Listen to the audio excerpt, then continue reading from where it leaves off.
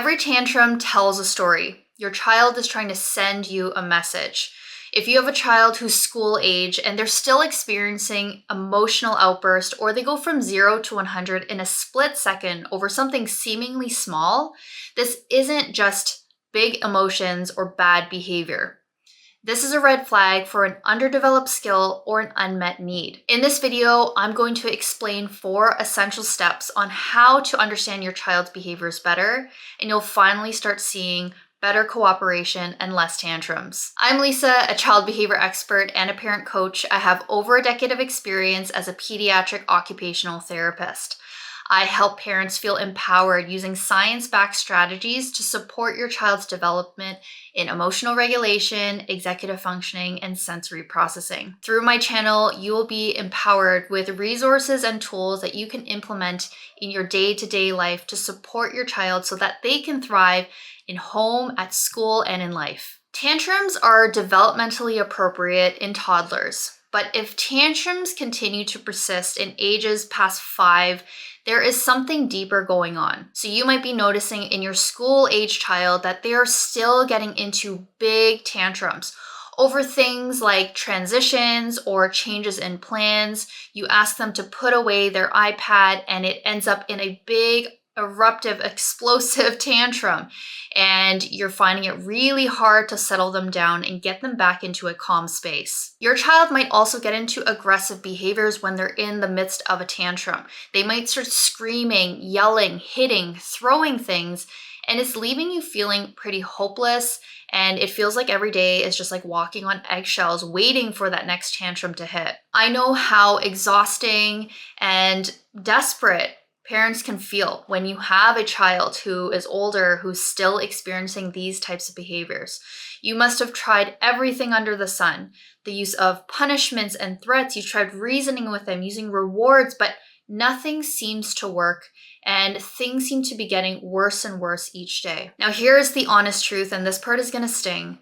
When your child's experiencing this type of dysregulation, they don't know how to control their emotions and they're experiencing lots of tantrums, this doesn't just go away with age on its own. When left unaddressed, this can turn into chronic anger, poor peer relationships, difficulty with teachers and authority figures, emotional shutdown or anxiety, trouble with friendships and romantic relationships, long-term mental health challenges, and the list does go on. The good news is we can give our kids the right support to help them manage their emotional regulation.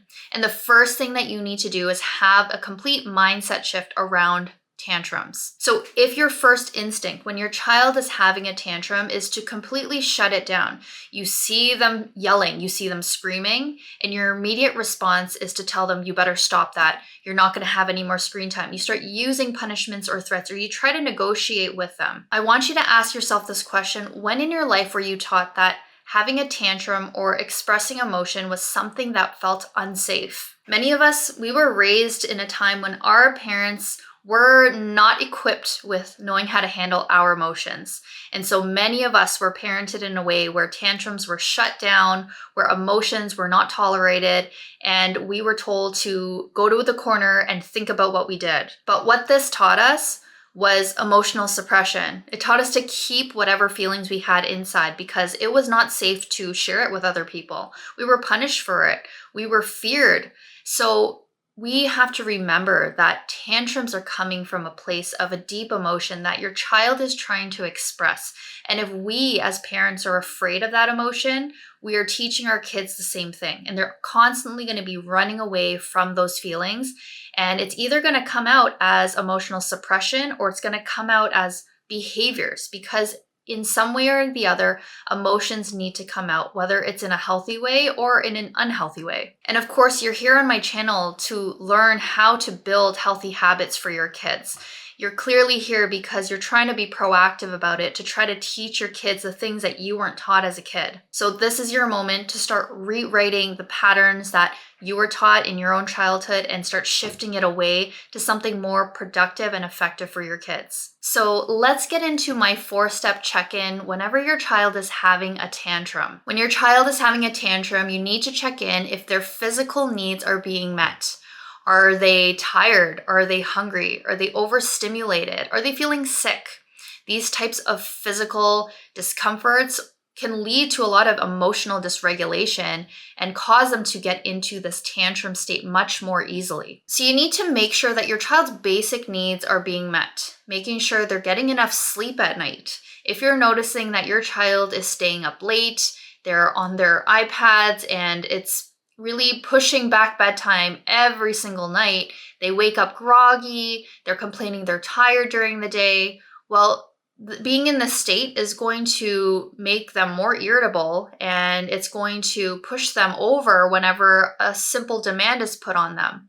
And so really addressing it from that standpoint of how do I start optimizing their sleep better? How do I start getting them to get restful sleep? That's going to change how they feel physically and is going to help them to manage their emotions much better. Now, how is their nutrition? How is their hydration? Are they eating properly? Are they drinking enough water? Because again, if they're not physically nourishing themselves, if they're not physically feeling good, this is going to make them feel more irritable and more likely to have a tantrum over small little things. Number 2 is to start checking in with your child's emotional needs. Are they getting that emotional security and safety from you and from the people around them?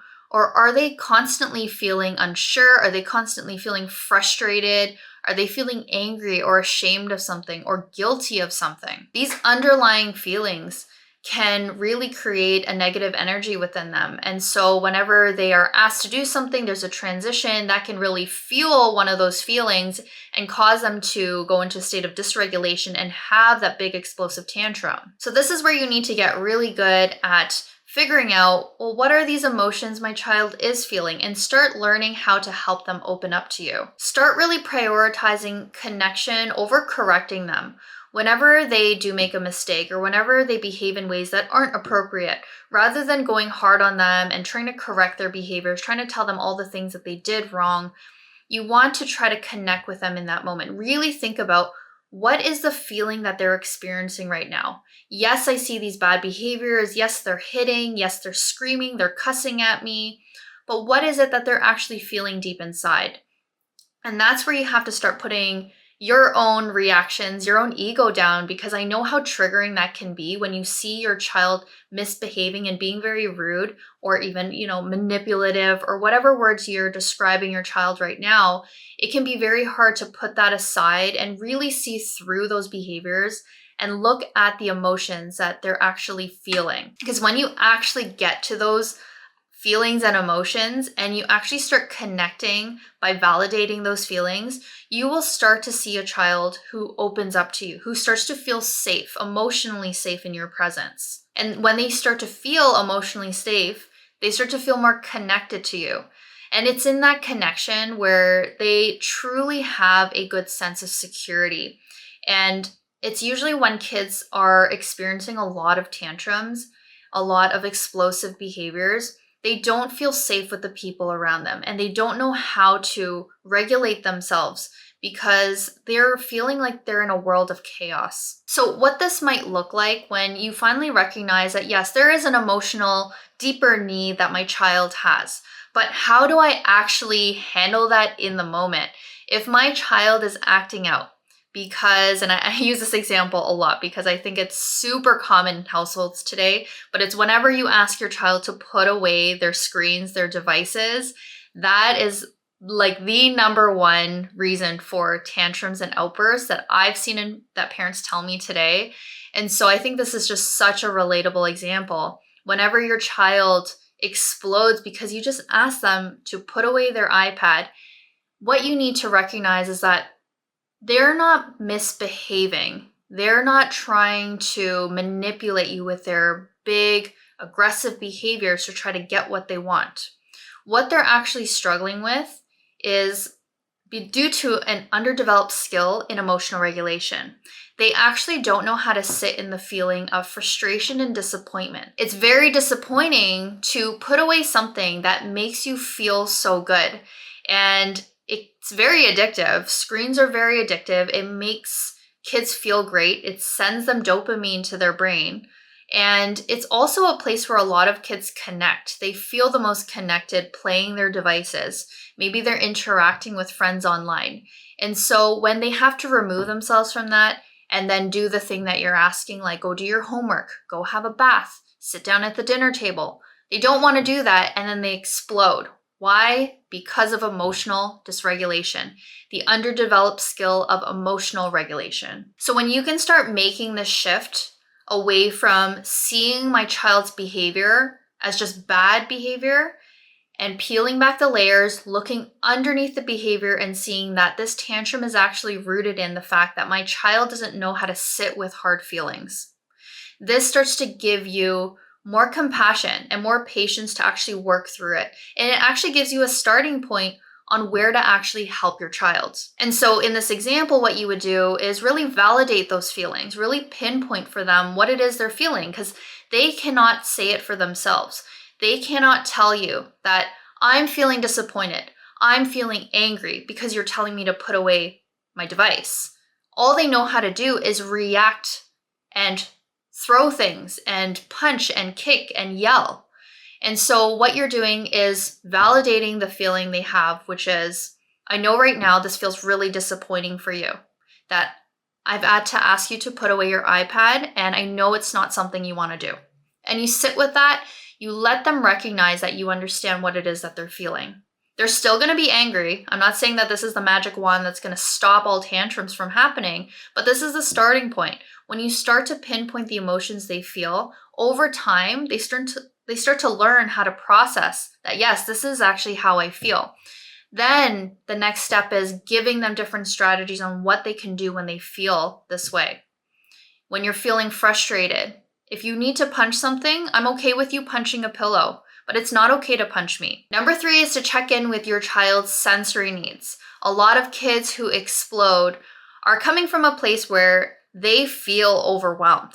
They might be coming home from a long day of school and they've just been, on the go, mentally worn out from all the academics they're learning, from the social interactions that they had to engage in. They were on the bus and it was really noisy, it was really bumpy, it kind of made them nauseous. And so by the time they get home, they're feeling so overwhelmed and overstimulated that the moment you ask them one little thing, can you please hang your coat up on the rack? Can you please put your shoes away?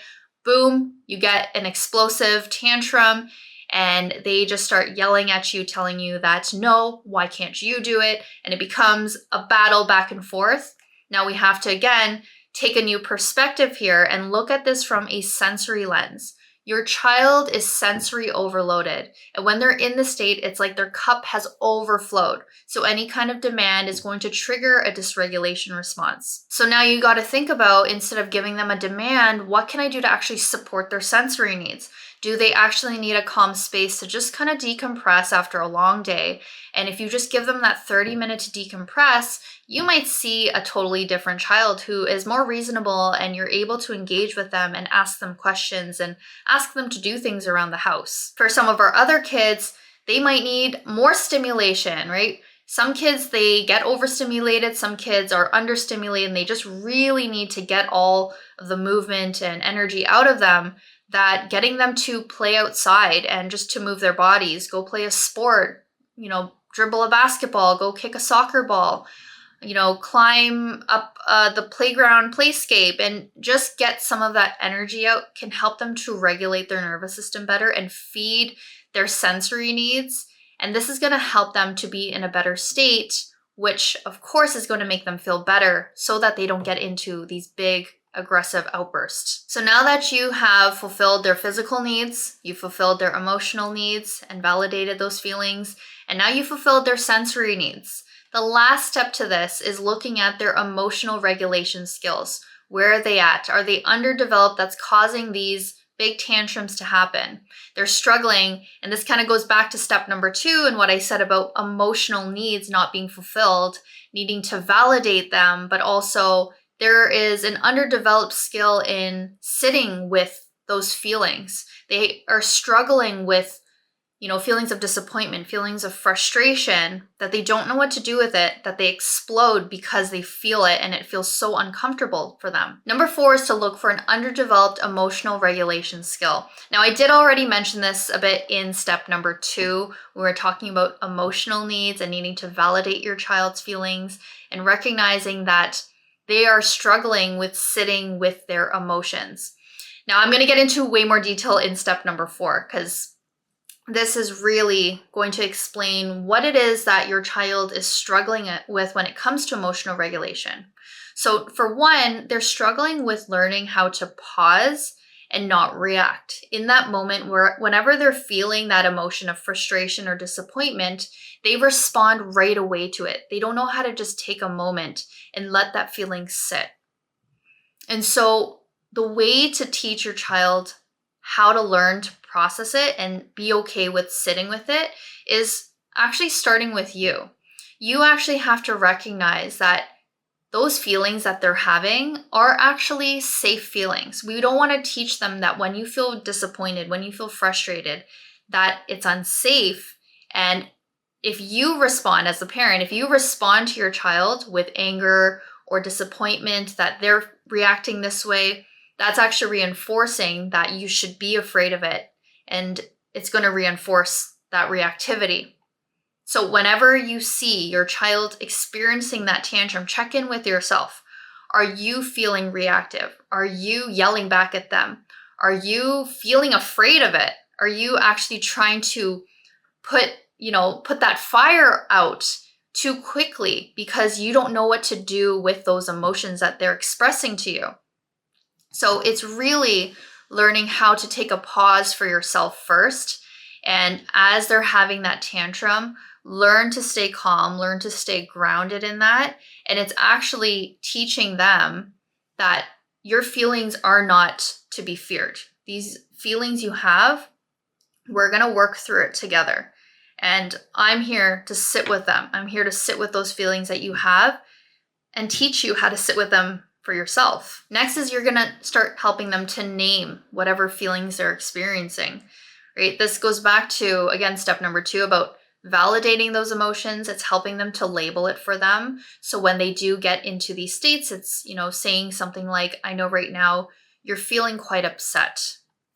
Now, there comes a caveat with saying that, with labeling those big feelings in the moment. Because I know right now some of you are screaming through your computer telling me this is not going to work for my child. Whenever I say you're upset, that just makes them even more upset. And I get it. Sometimes labeling the emotion in that moment can trigger a bigger response because it feels very vulnerable for your child to be called out that you're feeling upset. Can feel like an attack. And so they're going to have an even bigger explosion. So in those instances, if that's your child, then I would not label that emotion in the moment. I would wait it out. I would skip this step and I would come back to it at a later time when your child is more calm. And I'll get into what that means about coming back to it a bit later. But really helping them name things in the moment is very powerful because it teaches them that the feeling they have actually has a word that matches it, right? You're feeling sad right now. You're feeling upset and disappointed right now. And using yourself as examples can really be helpful and take the pressure off your child when you explain to them, I'm feeling frustrated over something. Whenever you're having a moment in your home and you're getting worked up about something, instead of yelling yourself, you are expressing to your child, right now, this is how I'm feeling. That way you're modeling to them what it looks like to actually express and name feelings. So if your child is struggling to regulate their emotions and you are working on pausing through them, you're recognizing that your job is to stay calm and grounded. It's to start learning that tantrums are not something to fear. It's not something that is unsafe. And you're reparenting yourself from all of the ways your parents have taught you on how to handle tantrums. You're learning now that tantrums are a part of the emotional regulation experience. It's the part of the experience where your child has not yet learned how to cope with feelings and how to process it in a healthy way. And so you're here to teach them this. You're here to sit with them through this really tough time. It is a very tough period of your child's life. If they're experiencing really big tantrums and they're, like I said, school aged, maybe they're in primary school, middle school, even high school, and they're still exploding like this, nobody likes to feel dysregulated. think about it for yourself. The last time you really got angry and you just like lost it on somebody, you often think back and you're like, wow, why did I do that? Why did I lose it like this? I needed to have more control, and you start to feel guilt and shame. And it doesn't feel good in the moment when you're so heated. Your kids feel the same way too. They don't want to be like this. It's just that they don't know any other way. And so you're here to teach them these skills on how to be more emotionally regulated by, first of all, shifting the way you see the tantrum, right? Again, the tantrum is just a story. The tantrum is a story of something deeper going on within them.